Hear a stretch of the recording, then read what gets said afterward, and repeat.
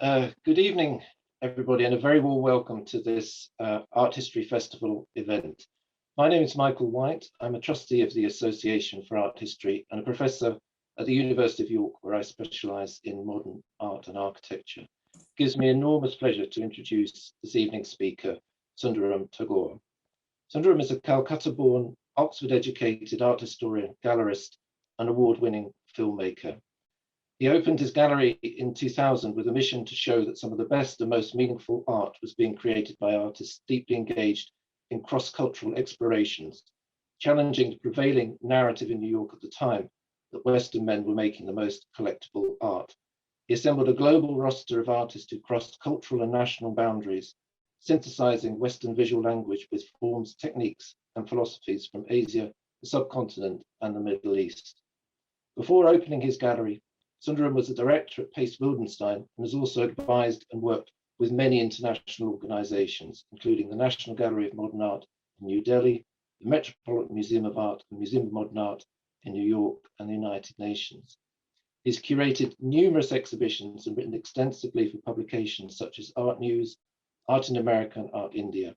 He also lectures frequently on art across the world. Sundaram debuted his first film, The Poetics of Color, Nadfa Bhavsa, An Artist's Journey in New York in 2010, which garnered several awards. His second film, Louis Kahn's Tiger City, a feature-length documentary on the world-renowned architect Louis Kahn, debuted at the Museum of Modern Art in New York in 2019. We're thrilled that Sundaram will talk further about this topic this evening and show extracts from this film. The title of his talk is How Louis Kahn Enshrined Democracy in Concrete.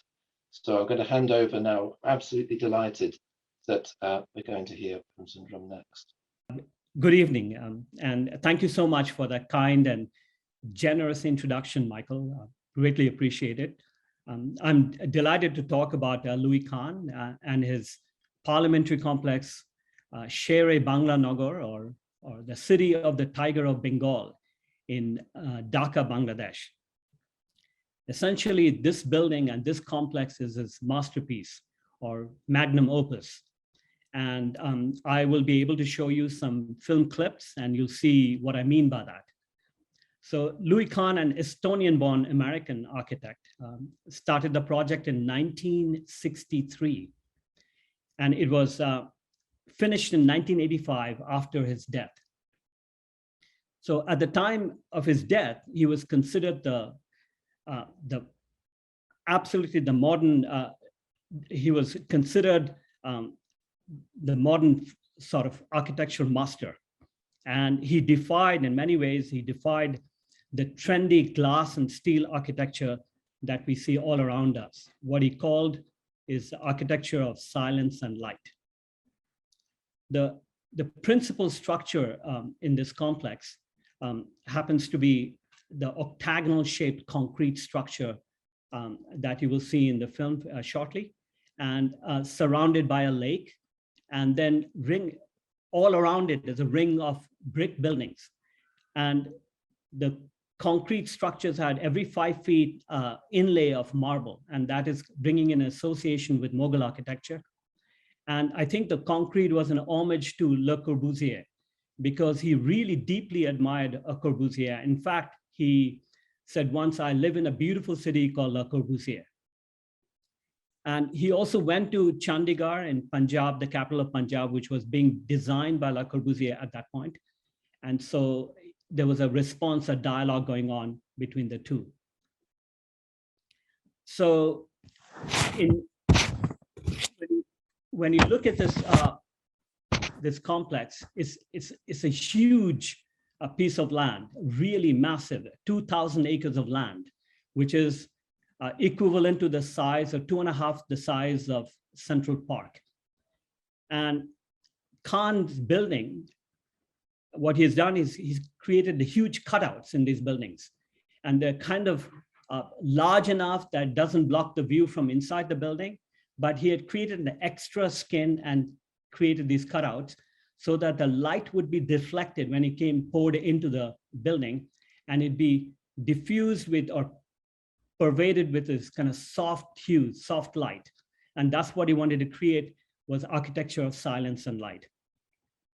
So the lake, as I mentioned earlier, is also part of a vernacular tradition.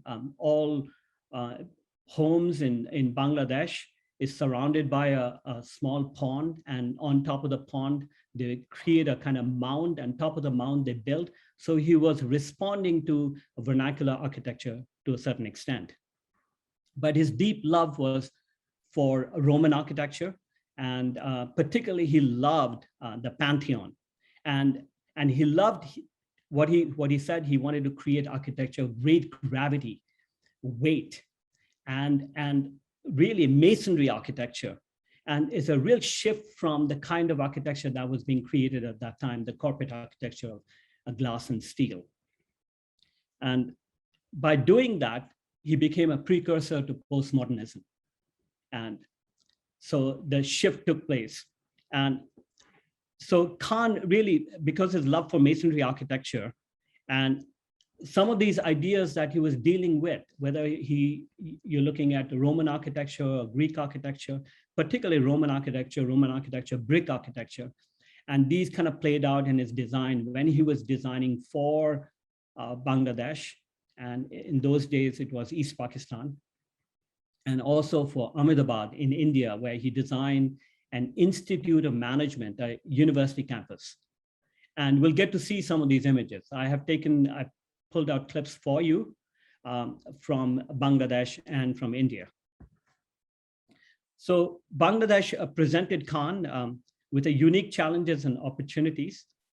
And so this parliament at the time, Bangladesh, prior to being Bangladesh, it was called East Pakistan, 1971, they fought for freedom and they won in 1971, won their independence. At that point, the parliament was half finished and they had to finish it because they wanted to create a democratic government.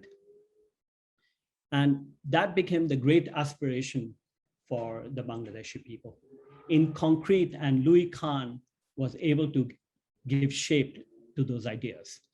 So it fulfilled many sort of aspects and desires of the people, the functional side of it and the symbolic side of it. So that's very important to know. So when I first went to Bangladesh, I was given a grant, a university grant, a travel grant, when I got there in 1985, and the building, the complex was spanking new. And it was, I had never seen anything like this, actually. It was both ancient and futuristic. And when I went there, I befriended a local architect who happened to be working for the PWD, the governmental architectural organization. And he gave me free rein to walk around this complex for about a week. And he was kind enough, very generous enough to show me the place. And at that singular moment, I decided I'm going to make a film. I was carrying a Sony camera at that point, but I didn't know the craft of filmmaking, which I went back 10 years later, I went back to film school and studied how to make films. And that's how I was able to create this film called Louis Kahn's Tiger City. If you're interested, you can watch it on Amazon Prime, and there are a few other platforms it's showing, but that's the easy access. So now, when you walk through these passageways, and it was really empty at that time because it was a dictator who was ruling the country at that point. He had nothing to do with the parliament. And you could walk through this and it was like a Piranesian dream. I couldn't believe it, you know.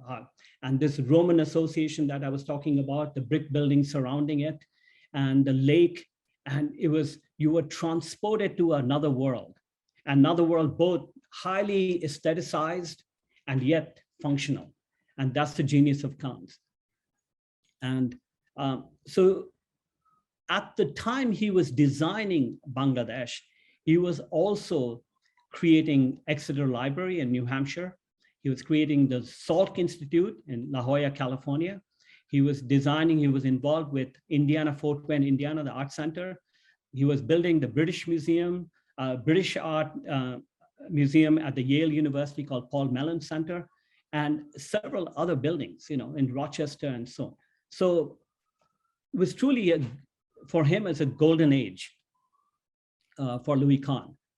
But this frenetic traveling and movement, and he was essentially designing all of these complexes with a ragtag team of students for 20 to 30 people, maybe. But in contrast, today, if you look at these great star architects today, they would have something like 1,000 people working in their atelier, in their studio. And what a difference. And it was not easy to travel. Today, you can go to let's say from England or from the US, you can get to Bangladesh in a period of maybe 18 hours or 16 hours. In those days, it would take 3 to 4 days to get back to the States. And you would have to stop in many, many places. So the difficulty of creating, and each and every single drawings, every sort of elevation had to be drawn out. There was no computer system in those days. So finally that killed him. In 1974, he died in Penn Station. He collapsed. And for 4 days, no one knew who he was.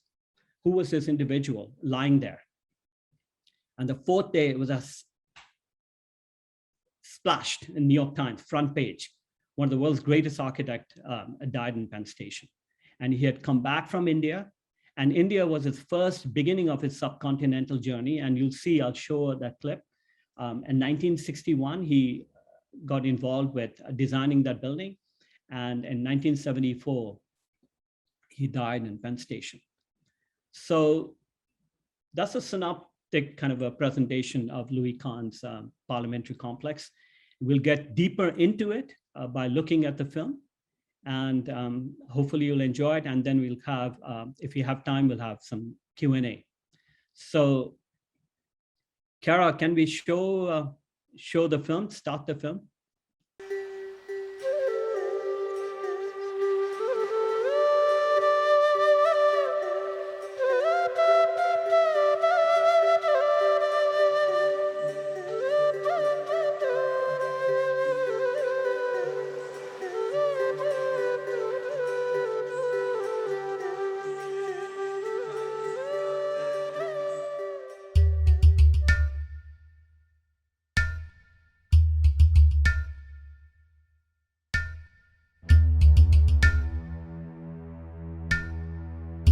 In 1985, I was given a scholarship to travel to Dhaka, Bangladesh, to study a building designed by the celebrated architect Louis Kahn.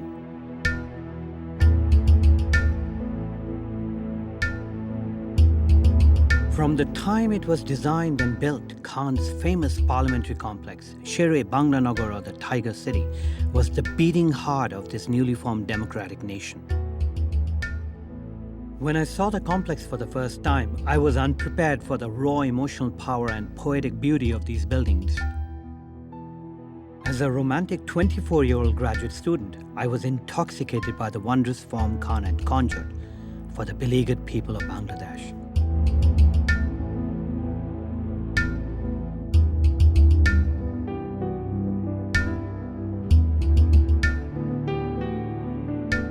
As I made my way up the red brick plaza, the building seemed to vibrate.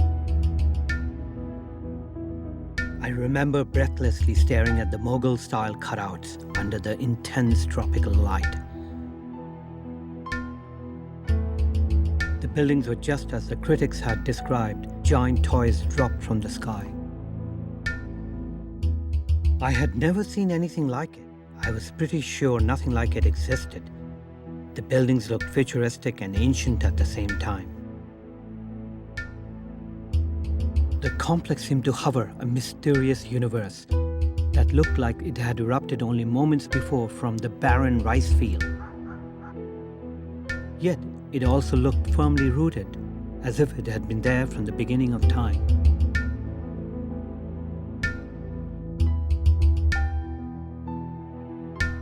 At the time, Bangladesh was governed by a dictator who had suspended the constitution.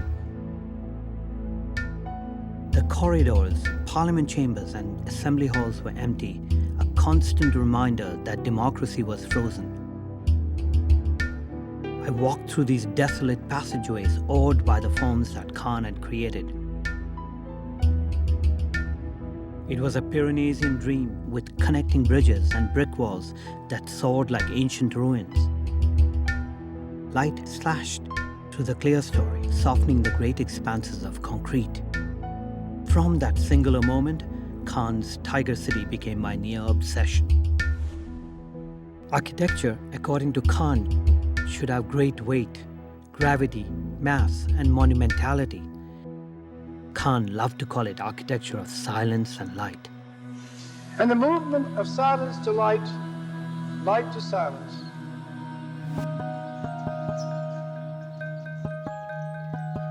The full story of Kahn's Tiger City had never been told. But on that day in 1985, I knew that's what I was going to do.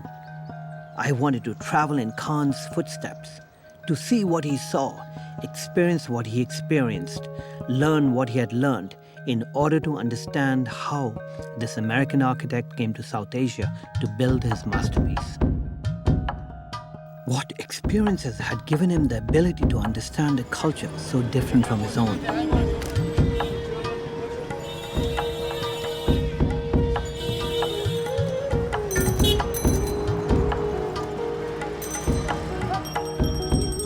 You can never separate a great work of art or architecture from its context. And Louis Kahn's Parliamentary complex is no exception. In order to begin to unravel its story, I needed to understand more about the Bangladesh into which the project had been born.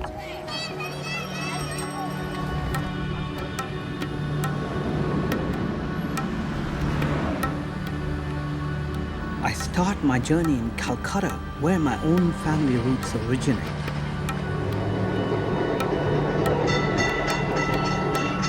Calcutta and Bangladesh are geographical and cultural neighbors and share many things in common.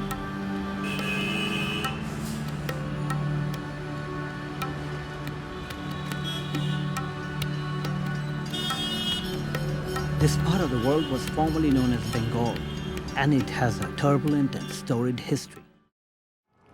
It's an architectural marvel. We are very proud of that building. That's our parliament, and Bangladesh being a democratic country, we think our parliament is housed in the right building. Yes. We should go inside. You have come at a time where Bangladesh has a different beauty. Yeah, I know. Beautiful. And this is another beauty. Yeah, I love rainy season. I never get fed up of rain. Now, a plan as against a room is a society of rooms.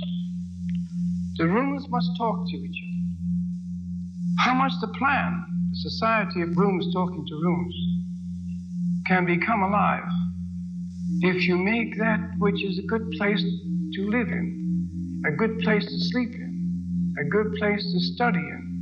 A house is only great when it's great for the next man, not only the client. As I'm wrapping up my visit to Dhaka, I bump into an old friend. Sundaram. Deborah Winger and I know each other from our days at Oxford University. What are you doing in Dhaka? I'm making a documentary on Louis Kahn. Louis Kahn? You're going over to the Parliament building? Deborah had never seen Tiger City, so I offered to take her out to the complex.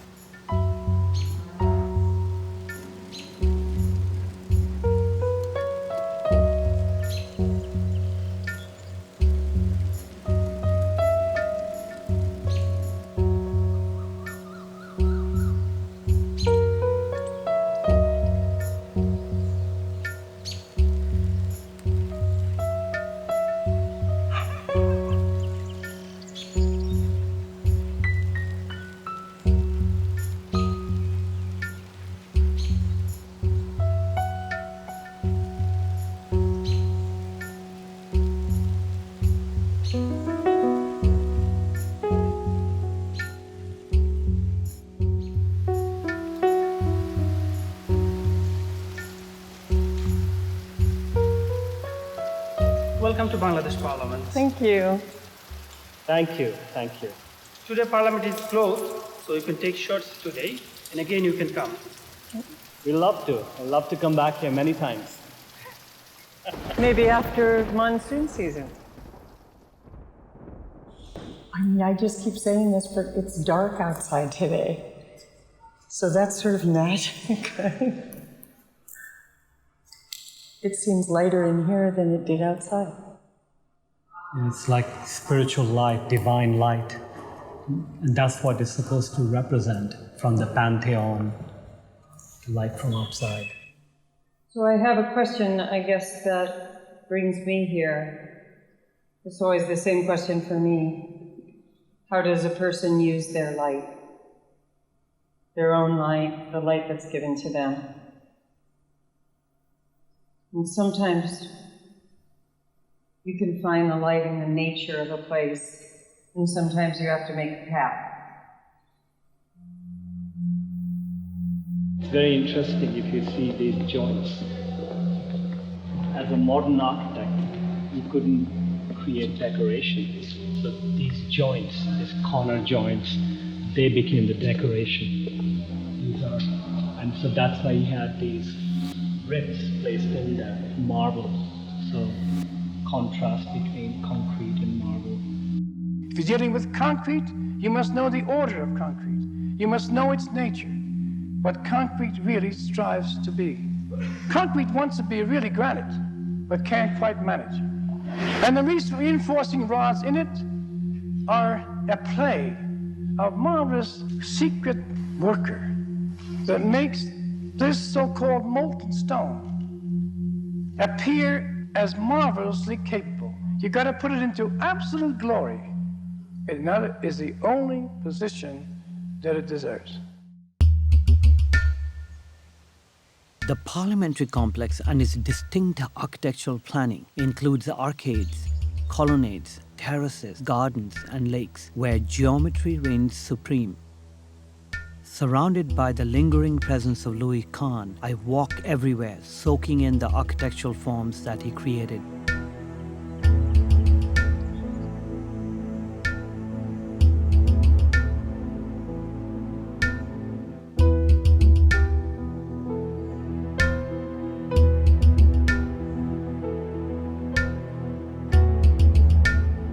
But this architectural wonder also serves an important function in the day-to-day business of governing this nation. As part of his official duties, Squadron Leader Saad walks the plazas and the hallways of Tiger City every day. This is like the Congress of the United States. In this building, we have the office of the President, Prime Minister. The key parliament actors, they have their offices here. When you walk through the passageway, the labyrinthine process, and you're walking through the parliamentary complex, what does it feel? It's such a building, it's make you emotional. In the morning when the light comes, the inside of the house gives you a spiritual feeling. And in the evening, light is strong, the lights are reflect in the floors. It gives really amazing beauty.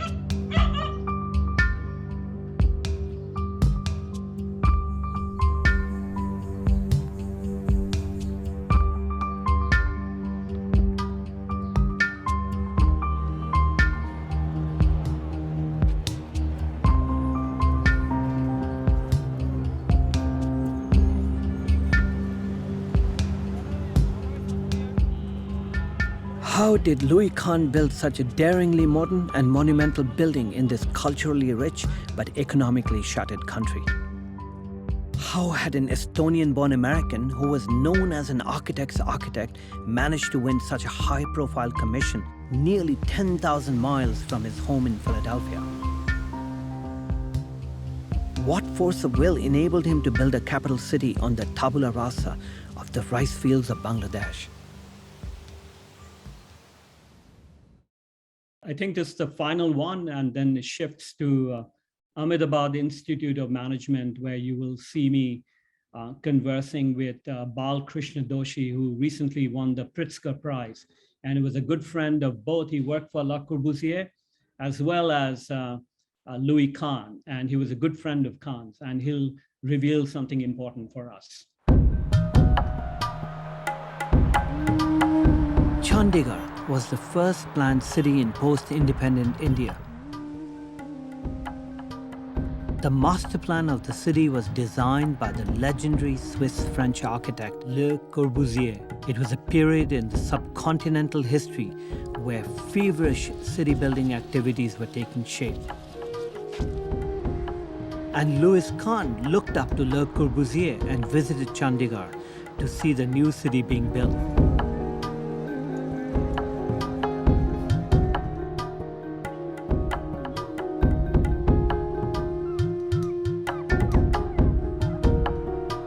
Kahn's most important collaborator in India was Bal Krishna Doshi.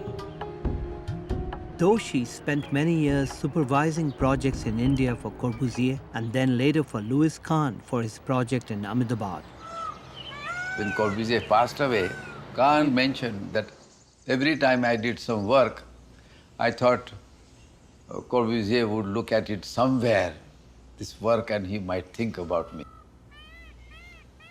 So that was his reverence for Corbusier. And I said, this is the city where Corbusier has done 4 buildings, and I would love you to do a campus. And that's how Kahn came.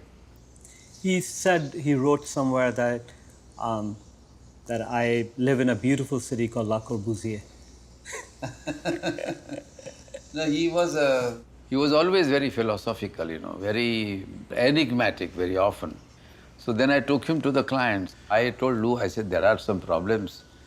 We have foreign exchange problem, we have financial problem, but we want you to do this work. So shall we write an agreement? He says, why should we write an agreement? Do, he says, I trust you. So there is no agreement. It has never happened in the history that it could be like this. Kahn was all the time trying to break his own rules and find another rule and yet be himself. He deeply connected. He was a great storyteller, great teacher. He says, you know, today is Friday or Saturday, and I have a class on Monday. He says, I have to leave tonight. Can you believe somebody coming from USA just to come for a day to see a building? In fact, he never liked to see the buildings. He would come here and he would avoid visiting the site immediately. Scared, in love, you know, whatever you call it. So he was actually a very different person in terms of how his relationships were fragile, you know, sacrosanct, very delicate. It's like an offering. Many times linkages come from far away, unknown sources. And I think those are the sources which link time and space. And that is where the real creativity happens. He was here and he was reading about Buddha. And he says, what a life this man had, Gautam Buddha. Then after 4 days, you know, I found that he had not reached home. Well, you talk about premonitions, you talk about values, you talk about how certain things occur. What do you mean by that? Well, that is what meditation is about, that you go inside and the world will be there. Kahn always talked about being a fool. If you remain a child, you have all the possibilities to do what you want to do. So when I talk about Kahn as a yogi, it's almost like saying that, you know, you are all the time in front of something which is ephemeral. We as architects talk about buildings, but that for him, building was not a building. It was a very sacred act.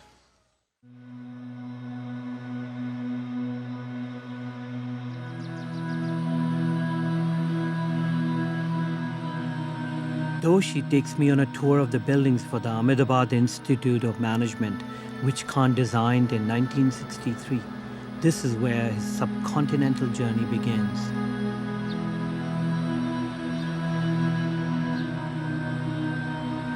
Looks immense and grand, like the classical Indian building. This silence that he talks about. You can see at you this can feel moment.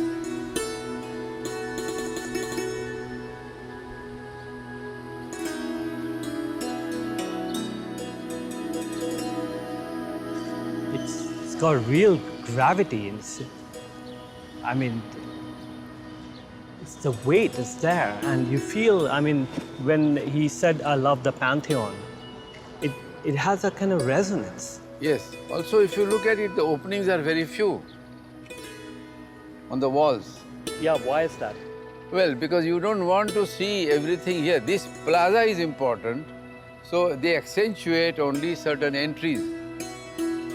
You can cross there. You can come into this entrance here. It's very much like the medieval place.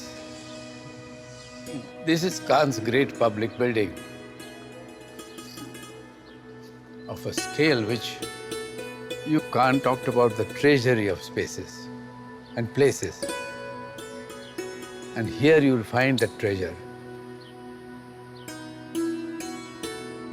It is Indian, it is Mughal, it's classical.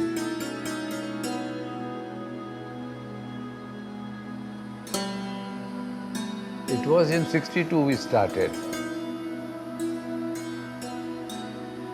And the last day was 1974.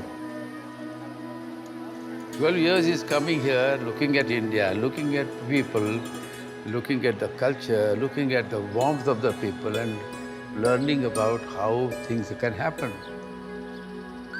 I don't think he ever worked on any project for 12 years. On another continent, with very simple materials, practically two materials only, basically brick. And then the technology was very, very simple. So he was actually challenging himself about his search for the almost absolute nothing. He was really touched by Buddha. Yes, he says, what does the brick want to say? So what would the life want to say? Kahn used the word offering. And this was his offering to architecture, to humanity, and to the citizens of the future world. Okay, I think that's the final clip. And so we can start taking some questions. But before we get there, I would just like to make you aware that regarding the Bangladeshi complex, the parliamentary complex, 2,000 people worked on it every day for over 20 years. So it's like building the pyramids. It was that scale. The scale was so large. And it's quite interesting to learn that some of these workers who were working at the Bangladesh complex got recruited later by builders in Dubai and Abu Dhabi and Singapore, and they started building those cities. And if you go to these places, you'll see them. Even now, their children and their grandchildren are working on a similar kind of construction, which they had learned at Bangladesh for the parliamentary complex, and they were physically taught how to lay the bricks, how to be a mason or apply the cement. So it's quite interesting sociologically. But there are so many things to talk about. Unfortunately, time is really restricted, so we can start getting some questions. Well, while we wait for some questions to come through, maybe I could start by asking something just very general, very broad. Sure. Which is just to ask about the advantage of doing this through film, using the medium of film to tell this particular story about a building. We saw some amazing shots there. Maybe just to describe just using this particular way of telling the story and how that worked for you. So as you can understand, the first time I went there in 1985, and I was struck by this complex, and obviously I pursued it and went back, and it took me 7 years to make this film.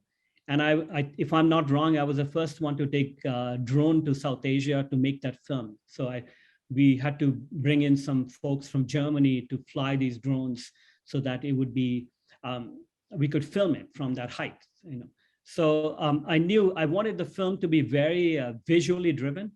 And I wanted, because I have an art history background, and that was the driving force behind that. But also the story. Hopefully you'll get to see the film. It's on Amazon, called Louis Kahn's Tiger City. Sorry, I'm pitching for it. But what happens is that the story, the narrative starts from America and takes a full circle. And I traveled to 14 countries. In the end, I think I end up showing around 11. For instance, in the subcontinent alone, he had not only designed Ahmedabad Institute of Management. That was a beginning point. Then he got inducted into designing Islamabad. And then because of for the difference between East Pakistanis, West Pakistanis, that fell through. And then he designed Dhaka. And then he also designed in Kathmandu. I designed a family planning center. So I was traveling through all these places, Istanbul and places where he went to. And in order to tell the story, the filmic process was, I think, very enlightening for me. And we made some great friends.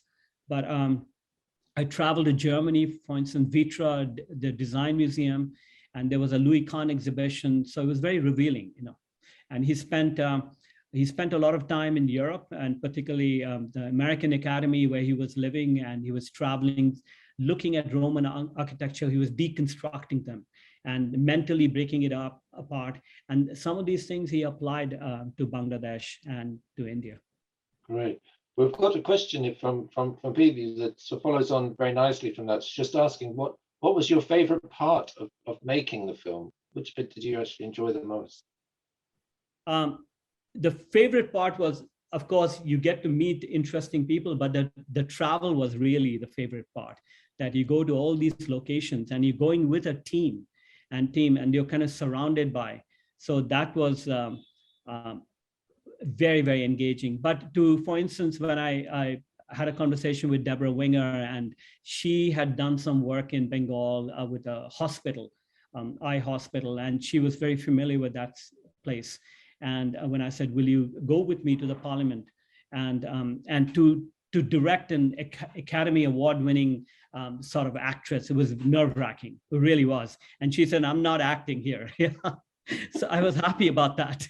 So those are kind of challenges and opportunities that you come across. And so I'm working on a feature film right now, in a fictional film, and all set in the art world. And it kind of developed from that. Yeah. Just on a technical note, obviously you're working in all these buildings, you're looking very closely at the quality of light. Did you notice more because you were trying to film in those spaces and you had to be so careful about the light conditions?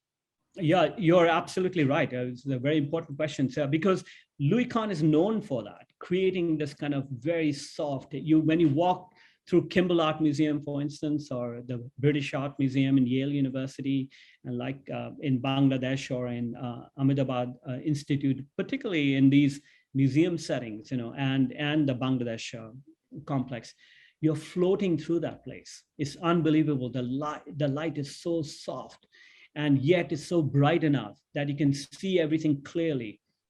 And that was his genius. And that's one of the reasons that he created an extra skin from the building. He added another layer of wall, and that wall, they would puncture it with these different cutouts. And for Bangladesh alone, he created 50 different kind of shapes of cutout. And so the sun would strike the first wall, and then a diffuse light would penetrate the actual building. And this is what he called ruins. You know, he kind of used all this metaphors, you know, and that was a great appeal, you know. Yeah, right. So got another question here from Theo. Is more interested in the commissioning of the project. It was very interesting. You talked about Kahn's kind of opposite kind of view of like, well, you don't need a contract or anything like that, but the whole process of commissioning such an enormous project. Could you say a little bit more about selection process, or sometimes there are competitions? How did they actually organize that bit? So as I explained to you earlier, Bangladesh was East Pakistan. It was Pakistan, right? East and West Pakistan. And the West Pakistani, the Bangladeshis are complaining that, you know, our grievances are not taken care of. All the development is taking place in the West Pakistan. And they were, on top of that, they were busy building Islamabad. And so what happened to this part of the country? Nothing's happening. So Ayub Khan, the president then, actually commissioned an international, say, go and find an international architect who can design something for Bangladesh. And they were looking for, they went to Le Corbusier first, and Corbusier said, I'm too busy designing Chandigarh, I don't have the time. And then they went to Alvar Aalto, and Aalto had actually designed a factory in Bangladesh or East Pakistan then. And Aalto, according to the circulating story, that he got drunk the night before and missed the plane. But that's not true. Actually, I went to our Aalto's archives in Finland, and I found out that he really got sick, and there's a doctor's certificate. So, but the story is quite interesting, and that's what's circulating, that he got drunk and he missed his opportunity. But when they reached out to Louis Kahn at 1501 Walnut Street in Philadelphia, and Kahn characteristically said, when can I start, you know? And that's Kahn. That's so it was a gift, a political gift of reconciliation, this commission. And it was a very sort of, the contracts were very tight. So initially it was with the Pakistani government, and then Bangladesh wins its independence, becomes Bangladeshi. And then while the war is going on, he continued to draw and continued to refine the ideas, you know. And people would ask him, why are you designing something that may not even be a place to build? He says, one day the war will be over and they'll need a parliament. And that's how he continued to, and that's how he speeded up the whole process. Right. So another slightly different question here, which is about you know, your own art historical training and how that can prepare you for a project like this. How do you see the relationship between your art history identity and your filmmaker identity? Can you repeat that? I missed you. It was vibrant. Should I repeat that? Yes, yeah. It's just about how you're, yeah, sorry, I might have frozen there. It's about how your training as an art historian enabled you to do this project, the relationship between being an art historian and being a filmmaker and working on these projects. How do you see that relationship? I think my eye is an art historian's eye, and that's one part. And the second part is the research I do and the kind of interest that I have. It's a kind of cross-cultural ideas, and the training that I got as an art historian, that comes into play. That may not be true for everyone. That's the angle I'm taking with everything. And that definitely applied to this film, no question about that. And then I'm very, very visually driven, and everything that I do is from that angle, and so that also comes into play. Okay, so we've got a couple more. Got a very, very sort of philosophical question here from Vanessa about if you could ask Louis Kahn one question, what would it be?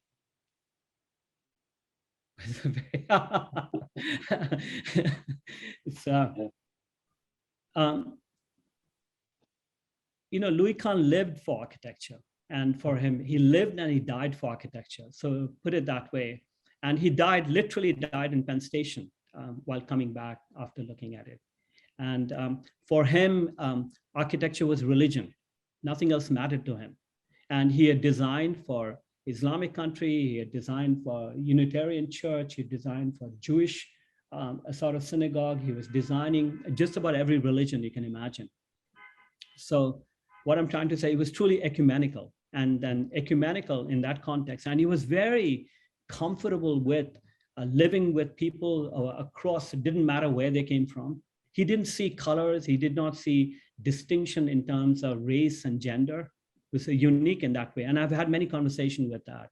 So I would ask him, where would he like to, and what would be an ideal form of architecture that he would like to create? But maybe that's not the relevant question, but I'm trying to come up at this in the middle of this conversation. But I think it's an important question she asked. Maybe if she gave me a little bit more time, I would reflect on that. Yeah, got something a little similar, but perhaps a bit more straightforward to answer. Really great question from Wing Chan, which is, it took a long time to make this film. It's been a long journey for you, actually, a long process from when you first saw the building to the release of this film. And it's really about whether your understanding of Kahn and his architecture and philosophy has changed over that period. Have you discovered something you didn't expect at the beginning? Yeah, I absolutely. And first thing, this was very important. When I started my journey and looking at his work, and I immediately thought he was building for an Islamic country, and therefore he was looking for Islamic association. And those bands I talked about, and even the cutouts, they have some connection with Mughal architecture. And I said, obviously, an architect is coming from the West, and he's trying to bring the octagonal shape of the parliament. And immediately I was looking for, like, there must be octagonal, 8 levels of paradise for Islam. The lake is a part of the Paradise Association, those kind of things. Later on, I found out that his deep love for Roman architecture and Greek architecture, particularly archaic form, although he was a modernist, what he liked is not the classical version. He liked the archaic version, something more robust and something the beginning of a journey. And that's what he liked. And he played it out in the same manner in his own life, So, and he really, he could connect with people, and he could tell you stories. He could tell you stories that it's quite interesting that I was speaking with Henry Wilcox, his project manager. I says, I don't know where he came up with these stories. Constantly, he will tell you stories, And so that was quite interesting and engaging, actually. Yeah. Well, a lot of things, I learned a lot. Yeah. Cheryl's got a question that leads very nicely on from that. It's about, really thank you for pointing out this influence of Roman architecture, especially the Pantheon, that features a couple of times. Really to ask about whether you think his buildings embody a type of, she calls it societal idealism, but I guess you could think about it in some different ways. But did he have a kind of ideal that he was pursuing, or concept of a kind of a perfect society that might be possible? Yeah, absolutely. That's a very important question. That's what he did. If you see, he created for Bangladesh, he created a parliamentary complex. He created a university campus in India. He created the medical center for La Jolla, California, which is considered, all of these buildings are iconic forms. It's part of architectural history. And his Fort Wayne, he designed kind of an art center. For Pennsylvania, Philadelphia, Richard's laboratory. So he wasn't building this corporate style architecture. He wasn't building IBM, or he wasn't building a Morgan Stanley or Goldman Sachs. Every single thing that he did, even posthumously, if you come to New York, it's been 40 years later after his death, they've recreated, based on his plans, the Roosevelt Memorial, which was, and that was a very important part of his life, because during World War II, he was, Roosevelt sort of policies enabled him to earn a living and dream about the world, the kind of world that he wanted to create. So he was a very positive force. Yeah, so you mentioned just in that and elsewhere, he's a great designer of art galleries and museums. You mentioned the Yale Center for British Art, and there's the Kimball. These are fantastic, fantastically successful art museums. You say a little bit about his success in designing museums for the display of art, and your kind of experience of that. How his architecture is sympathetic to experiencing art within them. So right next to my gallery is a Zaha Hadid building they have designed, for instance. I'm giving an example. And Zaha Hadid, I love her buildings, amazing, absolutely purely sculptural and a pure piece of art. But you can't hang a work of art there. And not that, it's a residential complex, but when you walk into the lobby, it's impossible. So a lot of new architects, I'm not talking about Zaha Hadid. Zaha Hadid has designed some amazing museums. I think Serpentine and a few other, the building museum in Rome. But I'm just giving an example. There's from Louis Kahn's perspective, he would, again, what he would do is that when you design something, like second floor, you would see a work of art, a painting, and from third floor, you could see a connection directly because of his cutout. And the cutout was his signature. And he would look at a painting, let's say a man riding a horse, and then you'll see a woman sort of riding a horse. So those kind of connections, and they were displayed in under this kind of a natural light, which really gave you great pleasure to look at a work of art. And so Kahn produced the Kimball Art Museum, the Paul Mellon Center Art Gallery in Yale, amazing building in terms of artistic presentation. Yeah. Fantastic. Well, I think we've had some great questions. We've had some amazing presentations. I think maybe we'll leave it at that point. I think you've done an incredible job this evening in presenting Kahn to us. I think we're all going to be hitting Amazon Prime now straight away to see the rest of the film, and also to look at the other work that you've done. Thank you enormously for what you've shared with us. I think our eyes have been open to architecture, to filmmaking, to art, and to the kinds of experiences that they can all offer. It's been an absolute delight. Thank you so much. You're an aficionado in that area, and I'll bow to you.